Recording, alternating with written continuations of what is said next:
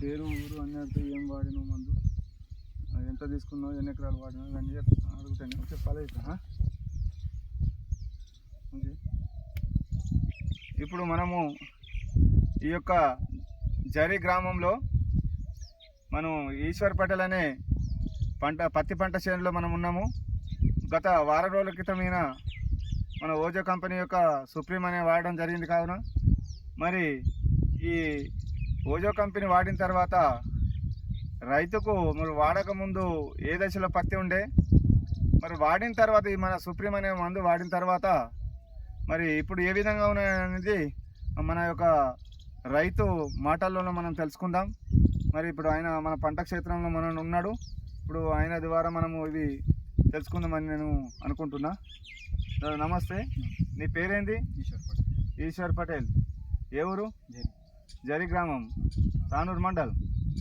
Okay, అయితే నువ్వు ఈ దీనికి ఈ పత్తికి ఏ మందు నువ్వు స్ప్రే చేసినావు? ఓజో కంపెనీ యొక్క సుప్రీం అనే మందు వాడడం జరిగింది. మరి ఈ ఎన్ని ఎకరాలకు వాడినాను? ఎకర దగ్గర ఉంటుంది, 1 ఎకర్ ఉంటుంది. 1/2 లీటర్ వాడినావు. ఎన్ని రోజులు అయింది మీరు స్ప్రే చేసి? 7 రోజులు అవుతుంది. దగ్గర ఒక వారం రోజులు అయింది. వారం 7 రోజులు అంటే. సరే, ఇప్పుడు నువ్వు ఆ సుప్రీం అనే మందు వాడక ముందు వారం రోజుల క్రితం నీకు ఈ పత్తి పంట అనేది ఎటువంటి రోగాలు ఉండే? ఇటుక రోగం ఉండే, ఇట్లాంటి ఎరుపు రోగము, ఇటుక రోగము, మావు ఇవన్నీ ఉండే. అవును. సరే, మరి ఈ మందు వాడిన తర్వాత, ఈ యొక్క సుప్రీం అనే మందు వాడిన తర్వాత ఈ పంటలో ఉన్నాము కదా, మరి నీకు ఏమనిపిస్తుంది అది వాడిన తర్వాత? కొన వెళ్ళింది, పచ్చగా అయింది కొంత. అంటే ఇప్పుడు తమలపాకు లెక్క ఆకు అయింది, ప్లస్ దీనికి మావు కూడా లేదు. మావు లేదు, దోమ లేదు, ఎటువంటి రోగాలు లేదు. పత్తికి ఏకదం ఫ్రెష్ అయింది.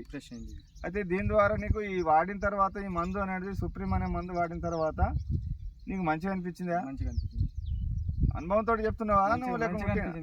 కళ్ళనే పడుతున్నాయి. అదే మరి అదే నువ్వు వాడిన తర్వాత నీకు మన సుప్రీం ఒకటి నంబర్ పని చేసింది. ఓకేనా? ఇప్పుడు నువ్వు ప్రతి సంవత్సరమే వాడతావా? నేను మొన్న చెప్పిన తర్వాత నీకు తీసుకోవాలంటే వాడినావా?